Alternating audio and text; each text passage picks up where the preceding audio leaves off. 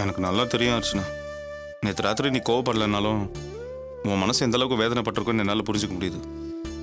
சத்தியமாக சொல்கிறேன் அர்ச்சனா, நேற்று நடந்தது தான் முதல் தடவையும் கடைசி தடவையுமா இருக்கும். இனிமேல் எவ்வளோ பெரிய பிஸ்னஸாக இருந்தாலும் சரி, அதனால எவ்வளோ கோடி லாபம் வந்தாலும் சரி, நான் மறுபடியும் அதை என் கையில் தொட மாட்டேன். எந்த சூழ்நிலையிலையும் கொள்கையை விட்டு கொடுக்காதவன் தான் நல்ல மனுஷன். இனிமேல் நான் ஒரு நல்ல மனுஷனா உனக்கு ஒரு நல்ல புருஷனாக இருப்பேன். நேற்று ராத்திரி செஞ்ச தப்புக்கே நான் காலம் பூரா தண்டனை அனுபவிக்கணும். சரிங்க, நீங்க சாப்பிடுங்க. ஏங்க, நேத்து பிசினஸ் நல்லபடியா முடிஞ்சது இல்லையா? அதெல்லாம் நல்லபடியா முடிஞ்சது. இதோ இன்னைக்கு ஏதோ மெயிலில் அனுப்புறேன்னு சொல்லியிருக்காங்க. இந்த ஏற்பாடெல்லாம் பண்ணது மதன் நல்லா இருந்தாலும் பிஸ்னஸை நல்லபடியாக பேசி நமக்கு சாதகமாக முடிச்சது என்னமோ நந்தினி தான். நந்தினியோட சாமர்த்தியம் திறமை இதனால்தான் நம்ம வாழ்க்கையில் இந்த அளவுக்கு வளர்ந்துருக்கோம். நம்மளோட வளர்ச்சி மட்டும் இல்லை, படிப்படியாக நம்ம முன்னேறதுக்கு காரணமும் நந்தினி தான் அர்ச்சனா. ஆமாங்க, நம்ம வளர்ச்சியில எவ்வளவு அக்கறை எடுத்துக்கிற நந்தினிக்கு நம்ம ஏதாவது செய்யணுங்க. என் மனசுலயும் அந்த எண்ணம் தான் இருக்கு. என்ன செய்யலாம்? என்கிட்ட ஒரு யோசனை இருக்கு. என்னங்கிறது நான் செஞ்சுட்டு அதுக்கப்புறமா சொல்றேன்.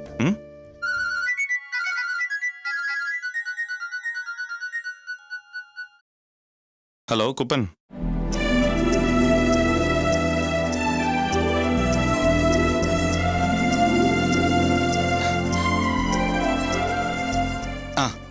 சரி. என்னங்க? அர்ச்சனா, குப்பனுக்கு ஆண் குழந்தை பிறந்திருக்கான். சரி, எனக்கு ஆஃபீஸில் கொஞ்சம் வேலை இருக்கு. நீ ஹாஸ்பிட்டல் போய் குழந்தைய பார்த்துட்டு வந்துரு, சரியா? சரிங்க. இன்னைக்கு உங்க மிஸ் என்ன சொல்லி கொடுத்தாங்க?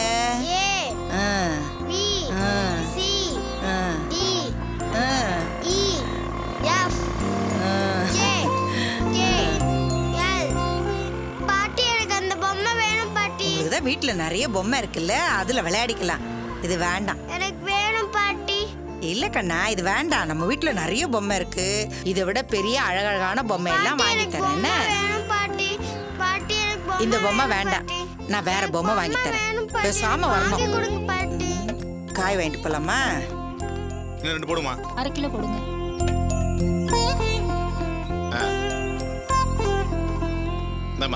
Hi balloon.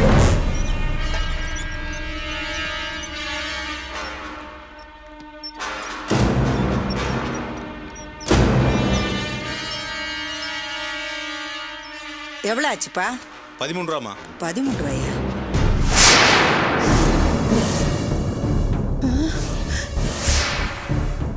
இளமாரா, டேய், ஏமா இங்க ஒரு குழந்தை இறக்கி விட்டேன், பாத்தீங்களா? பாக்கலையேம்மா. ஐயோ, எங்க போனான்னு தெரியலையே. பொம்மை வேணும் பொம்மை வேணும்னு கேட்டா. இளமாரா,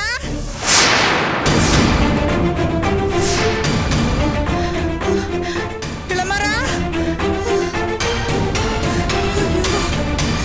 எங்க போனான்னு தெரியலையே. ஐயோ, இளமாரா,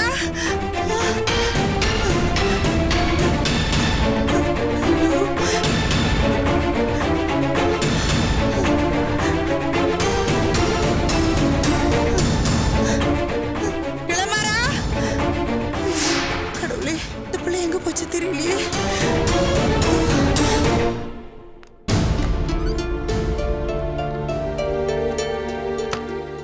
என்ன பூங்காவணும்? எக்ஸ்ரேலாம் எடுத்தாச்சா? எடுத்தாச்சு. ரிசல்ட்டுக்காக வெயிட் பண்ண சொல்லியிருக்காங்க. சரி, உட்கார். சாதாரண இருமல் சளி தான். மாத்திரை மருந்து சாப்பிட்டா சரியாக போயிடும். அதை விட்டுட்டு டாக்டர்கிட்ட கூட்டிகிட்டு வந்துட்டேன். இப்போ பாரு, அந்த டெஸ்ட் இந்த டெஸ்ட்டுன்னு 500 ரூபாய்க்கு மேலே செலவாச்சு. என்ன பேசுற நீ? நானும் உன்னை ரொம்ப நாளாக கவனிச்சுட்டு தான் இருக்கேன். சளி இருமலோட அவசரப்பட்டுக்கிட்டு இருக்கேன். அதனால தான் ஹாஸ்பிட்டலுக்கு கூப்பிட்டு வந்தேன். பணம் போனால் போகுது, உடம்பு தானே முக்கியம். வாங்கண்ணே. அண்ணி வந்திருக்காங்க. வாங்க. படுத்துக்கோங்க. இந்தாங்க. டேய் குட்டி, எப்படி இருக்கீங்க? நல்லா இருக்கேம்மா. பெயின் எல்லாம் ஒண்ணும் இல்லையா? இல்ல, அதெல்லாம் ஒண்ணும் இல்லம்மா. சுகப்பிரசவமா சிசேரியனா? சுகப்பிரசவம் தான்மா. பரவாயில்ல, முதல் குழந்தைய ஆண் குழந்தைய பெத்தெடுத்திருக்கீங்க. டேய், அப்படியே உங்க முகம். என்னடா செல்லம், என்னடா தங்கம், இங்க பாரு, இங்க பாரு. சரி சரி. அப்பா, எனக்கு பிஸ்கட் வேணும். குப்பா, இதுவும் உன் குழந்தையா? ஆமாண்ணே. அப்போ முதல் குழந்தை பையன் இல்ல. பரவாயில்ல, ஆசைக்கு ஒரு பொண்ணு, ஆஸ்திக்கு ஒரு பையன். அப்பா, எனக்கும் பிஸ்கட் வேணும். குப்பா, இதுவும் உன் குழந்தையா? ஆமாண்ணே. 2 பொண்ணுங்களை வச்சுக்கிட்டு 3ஆவதா ஒரு குழந்தையா? 2 பொண்ணா பிறந்துருச்சு. ஆண் வாரிசு இல்லாட்டி எப்படி அண்ணே? நாளைக்கு சண்டை சச்சரவுனா சப்போர்ட்டுக்கு ஆள் வேணும்ல. அதனாலதான் ஒரு பையன் இருக்கணும்னு. சண்டைக்கு ஆள் ரெடி பண்ணிட்டியா? இந்த காலத்துல ஒரு குழந்தைய பெத்தெடுத்து வளர்த்து ஆளாக்குறதே பெரிய விஷயம். போதும், உன் பொண்டாட்டிக்கு ஆபரேஷன் பண்ணிடு. அதெல்லாம் முடிஞ்சிருச்சு நீ. அப்படியா? இந்தா. பணம்லாம் வேணாம் நீ. அண்ணன் ஏற்கனவே 10,000 கொடுத்துருக்காரு. பரவாயில்ல, இத ஏன் பங்கா வச்சுக்கோ. வாங்கிக்கோ குப்பா. என்னங்க நீங்க காஃபி கூல் ட்ரிங்க்ஸ் ஏதாவது வாங்கி கொடுங்களேன். ஐயோ, அதெல்லாம் ஒண்ணும் வேணாம். இருங்க நீ. டேய் செல்லக்குட்டி, வாங்க உட்காரு.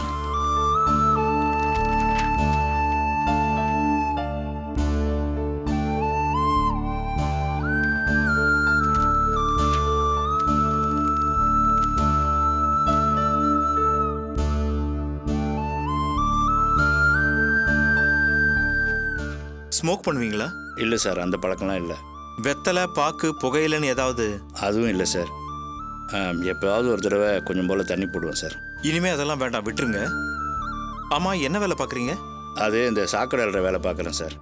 அது இந்த ட்ரைனேஜில் இறங்கி அடைப்படிச்சிச்சுன்னா க்ளீன் பண்ணுறது, அப்புறம் கொஞ்சம் நாத்தம் ஜாஸ்தியாக இருக்கிற அன்னைக்கு கொஞ்சம் தண்ணி போடுவேன் சார். சரி, மருந்து மாத்திரையில சரி பண்ணிடலாம், கவலைப்படாதீங்க. என்ன ஒரு 6 மாசம் நீங்க ரெஸ்ட் எடுக்க வேண்டியதா இருக்கும். அவர் உடம்புக்கு என்ன டாக்டர்? மருந்து மாத்திரை சத்தான ஆகாரம் எல்லாம் சாப்பிட்டாலே சரியா போயிடும். என்ன டாக்டர், உடம்புக்கு என்னன்னு சொல்லாமல் மருந்து மாத்திரை சாப்பிட்டா சரியாக போயிடும், சத்தான ஆகாரம் சாப்பிட்டா சரியாக போயிடும்னு சொல்லிட்டு இருக்கீங்க. என்ன எதுன்னு சொன்னீங்கன்னா? உங்களுக்கு டிபி அட்டாக் ஆயிருக்கு. என்னது, டிபியா? பயப்படாதீங்க. ஏன் அப்படி பயப்படுறீங்க? அந்த காலத்துல தான் டிபின்னா பயம், தீர்க்க முடியாத நோயா இருந்தது. இப்போ அதெல்லாம் ஒன்றும் கிடையாது. டிபிங்கிறது சாதாரண ஃபீவர் மாதிரி, மருந்து மாத்திரையிலேயே சரி பண்ணிடலாம். நல்லா ரெஸ்ட் எடுத்தா போதும்.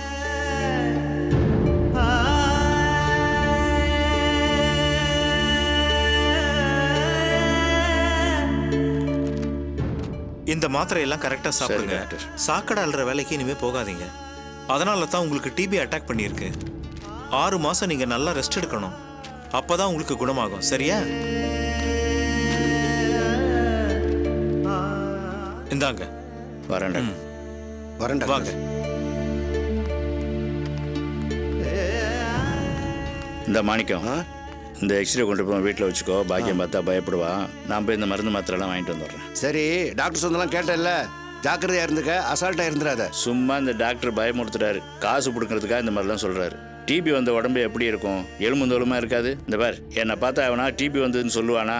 சும்மா அந்த ஆள் போலி டாக்டரா இருப்பான், நீ வேற பயந்துக்கிட்டு. என்ன பேசுற நீ? குண்டா இருக்கிறவங்களுக்கு நோய் வராதுன்னு யார் சொன்னது? அசால்ட்டா இருந்துடாத. அட நீ வேற, எனக்காவது நோய். பாத்தியா, இத சொல்ல கூட முடியாம இருமிக்கிட்டு இருக்க. இருமல்லாம் 6 மாசத்துக்கு நல்லா ரெஸ்ட் எடுத்துக்க, மருந்து மாத்தலாம். இருமல் சரியெல்லாம் சாதாரணமா வரும். நீ வா. நீ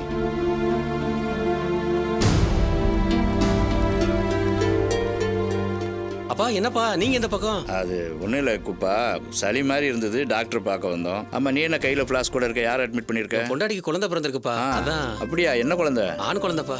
அப்படி போடு. அர்ச்சனா நீ குழந்தைய பார்க்க வந்திருக்காங்கப்பா, அவங்களுக்கு தான் காஃபி வாங்கிட்டு போறேன். அப்படியா? சரி சரி. என்ன பாக்குற?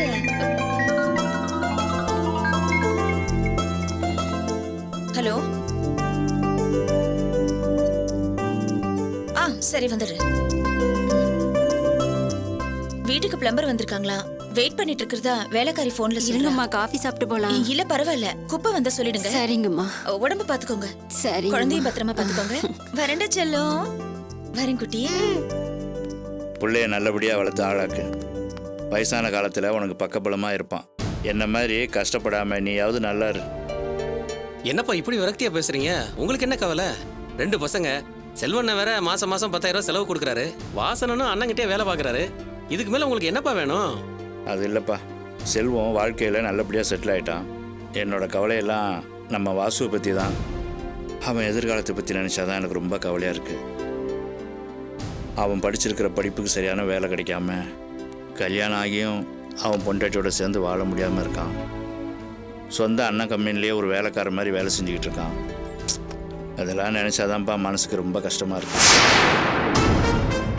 செல்வம் இறந்துட்டதா நாமெல்லாம் நினச்சப்போ அந்த கம்பெனி அர்ச்சனா வாசு பேருக்கு எழுதி வைக்கிறேன்னு சொன்னப்போ ஏதோ வாசு செட்டில் ஆகிடுவான், நல்லபடியாக வருவான்னு நினச்சேன். ஆனால் என் பிள்ளை செல்வம் நல்லபடியாக திரும்பி வந்துட்டான். அதுக்கப்புறம் எதுவும் நடக்காமல் போச்சு.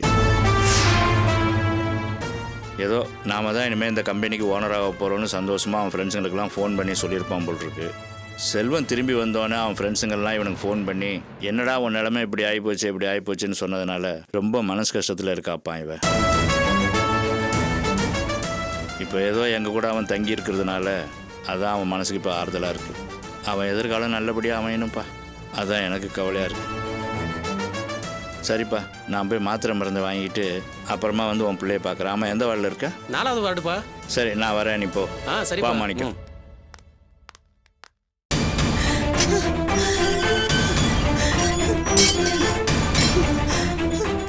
என்னங்க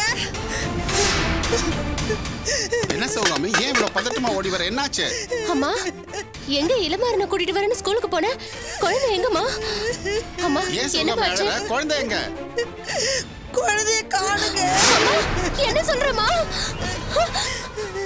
அம்மா, குழந்தைய பள்ளிக்கூடத்துல இருந்து கூட்டிட்டு வரும்போது அவன் பாக்குற பொம்மையெல்லாம் வேணும்னு அடம் பிடிச்சான். அவனை சமாதானம் பண்ணி கூட்டிட்டு வந்துகிட்டு இருந்தேன். அப்ப காய்கறிக்காரனை பார்த்து காய் வாங்கலாமேன்னு நின்னேன். அந்த நேரம் பார்த்து குழந்தை காணாம போயிட்டாங்க. சௌகாமி, அவன் சின்ன குழந்தை, அக்கம் பக்கத்துல தேடி பார்த்தியா? ஐயோ, நல்லா தேடி பார்த்தேங்க. அவன் எங்க போனான்னு தெரியலையேங்க. என்னமா சொல்ற? குழந்தைய காணோம்னு சாதாரணமா வந்து சொல்லிட்டு நிக்கிறியே. குழந்தை எங்கம்மா? குழந்தை பிரியா, அம்மா, என் பிரியா, குழந்தை இதோ பாரு, எங்கம்மா? நாங்கெல்லாம் இருக்கோம். குழந்தையை எப்படி தேடி கண்டுபிடிச்சிருவோம். இளமாறன் வேணும். அவன் ஒரு விவரமும் தெரியாதவம்மா. அவனை எங்க போய் எப்படின்னு தேடுவேன்? என் வாழ்க்கையில பிடிப்புன்னு இருந்ததே அவன் ஒருத்தன் தான்மா.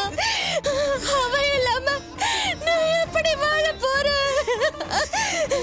அந்த குழந்தை மட்டும் இல்லைன்னா என் வாழ்க்கையை நான் எப்பவோ முடிச்சிட்டு இருந்திருப்பேன். என் உடம்புல உயிர் ஓட்டிட்டு இருக்கிறதுக்கு காரணமே என் குழந்தை தான். எவ்வளவு ஏமாற்றம், பிரச்சனை, அவமானம், இது எல்லாத்துக்கும் நடுவுல நான் உயிர் வாழ்ந்துட்டு இருக்கேன்னா அது என் குழந்தைக்காக தான். இப்படி குழந்தைய அநியாயமா தொலைச்சிட்டு வந்து நிக்கிறியம்மா. நீ தொலைச்சது என் குழந்தைய மட்டும் இல்லம்மா, என் வாழ்க்கை, எதிர்காலம், லட்சியம் எல்லாத்தையும் மொத்தமா தொலைச்சிட்டு வந்து இப்படி நிக்கிறியே.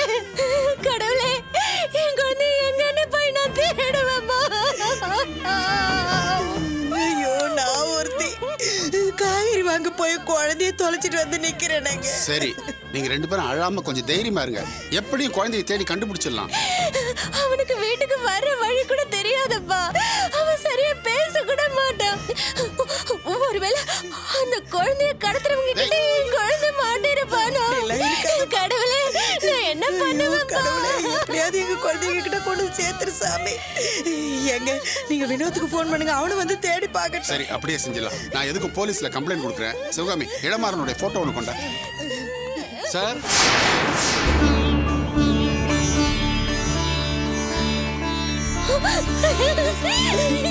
செல்லம், வந்துட்டீங்களா தங்கம்? எங்க போனீங்க நீங்க? எங்க போனீங்க? அம்மா விட்டு போயிட்டீங்களா? என் தங்கம், என் செல்லம், எங்கடி போனீங்க? உங்களை காணாம நான் துடிச்சு போயிட்டேன்னு தெரியுமா? குழந்தையை காணோம்னு நாங்க எல்லாருமே ரொம்ப துடிச்சு போயிட்டோம். நல்ல நேரத்துல கடவுள் மாதிரி குழந்தையை கொண்டு வந்து கொடுத்ததுக்கு ரொம்ப நன்றி சார். என்ன சார், இதுக்கு போய் நன்றின்னு பெரிய வார்த்தைலாம் சொல்லிட்டு இருக்கீங்க? ஆமா, குழந்தை எப்படி உங்ககிட்ட வந்தா? கார்ல வந்துகிட்டு இருக்கும்போது குழந்தை தனியா நின்று அழுதுகிட்டு இருந்தான். என்ன ஏதுன்னு விசாரிச்சா பாவம் அம்மா அம்மான்னு சொல்றானே தவிர வேற எந்த விவரம் சொல்ல தெரியலங்க. கழுத்துல மாட்டி இருக்கிற ஐடி கார்டை வச்சுதான் நேரா இங்க வந்து நிக்கிறேன். நீங்க என் குழந்தைய கொண்டு வந்து சேர்க்கல, என் எதிர்காலத்தையே கொண்டு வந்து சேர்த்திருக்கீங்க. எவ்வளவு பிரச்சனைகளுக்கு நடுவுலையும் என் வாழ்க்கையில நான் எதிர்நீச்சல் போட்டுட்டு இருக்கேன்னா அதுக்கு முழு காரணமும் இவன் தான். எங்க அம்மா வந்து குழந்தை காணோன்னு சொன்ன உடனே என் உயிரே நின்னு போச்சு. உலகத்துல இருக்கிற எல்லா கடவுள்கிட்டையும் என் குழந்தைய நல்லபடியா சேர்த்துறேன்னு மனசார வேண்டிக்கிட்டேன். நீங்க கடவுள் மாதிரி இல்ல, நீங்க தான் என்னோட கடவுள். உங்களுக்கு நான் வார்த்தையில நன்றி சொன்னா பத்தாது. என்னங்க இது? நான் செஞ்சது சாதாரண விஷயம். இதுக்கு போய் கால்ல விழுந்துட்டு சொல்லுங்கம்மா சார், சொல்லுங்க சார், சார் சொல்லுங்க சார். எந்திரிமா, எந்திரிமா, எந்திரி. தப்பு இல்ல தம்பி, இந்த குழந்தை தான் என் பொண்ணோட எதிர்காலமே. காணாம போன எங்க குழந்தைய நீங்க கொண்டு வந்து கொடுத்துருக்கீங்க. இவளுக்கு மட்டும் இல்ல, எங்க குடும்பத்துக்கே நீங்க தான் கடவுள் மாதிரி. தம்பி, வெளியிலேயே நிக்கிறீங்களா? உள்ள வாங்க. இல்ல பரவாயில்ல சார். பரவாயில்ல, வாங்க வாங்க தம்பி, வாங்க வாங்க செல்லம், வா வாங்க தம்பி, உட்காருங்க. சுகாமி, குடிக்க ஏதாவது? இல்ல சார், அதெல்லாம் ஒண்ணு வேணாம் சார். இருக்கட்டும் தம்பி, காஃபியா டீயா சொல்லுங்க. அம்மா, அதெல்லாம் ஒண்ணு வேணாமா. சரி, குடிக்க தண்ணி மட்டும் கொடுங்க. சரி. கடவுளே, உங்க பேர் என்ன? குமார். எங்க வேலை பாக்குறீங்க? வேலையெல்லாம் ஒண்ணு இல்ல சார். எங்க ஏரியால நல்லோர் வட்டம்னு ஒரு அமைப்பு இருக்கு. அதுல முழு நேர ஊழியரா இருக்கேன். அப்பா அம்மா 2 பேரும் டீச்சரா இருக்காங்க. ஓரளவுக்கு வசதியான குடும்பம். வாழ்ற அளவுக்கு வசதி இருக்கும்போது எதுக்கு மேலும் சம்பாரிச்சுக்கிட்டு? அதனால என்னால முடிஞ்ச வரைக்கும் சேவை பண்ணிட்டு புண்ணியத்தை தேடிட்டு இருக்கேன். அதனால எங்க ஏரியால எல்லாரும் என்ன கருணகுமார்னு கூப்பிடுவாங்க. என்னங்க தம்பி? தேங்க்ஸ்மா.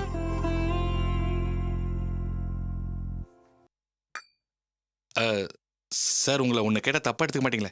எதா இருந்தாலும் கேளுங்க, தப்பா எடுத்துக்க மாட்டேன். குழந்தைகிட்ட கொஞ்சம் கஷ்டப்பட்டு பேசி கொடுத்து பார்த்தேன். தான் பேரு, அம்மா பேரு, தாத்தா பாட்டி, ரம்யா எல்லாத்தையுமே கொஞ்சம் கஷ்டப்பட்டு சொன்னான்.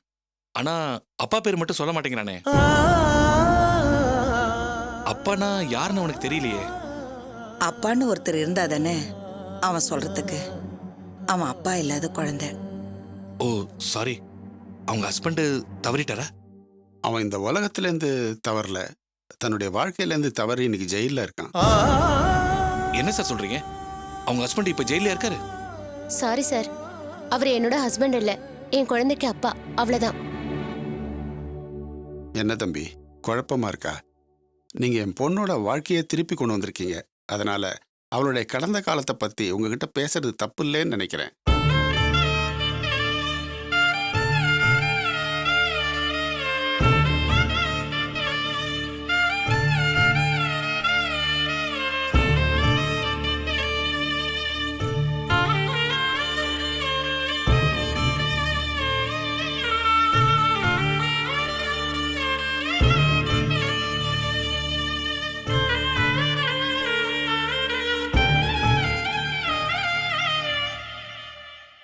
சரிங்க சார், அப்ப நான் கிளம்புறேன். வரேம்மா. சரிங்க தம்பி. வரேங்க. ரொம்ப நன்றிங்க. பாய்டா செல்லம். பாய். அரிராரிரோ அரிராரிராரிராரிரோ அரிராரிரோ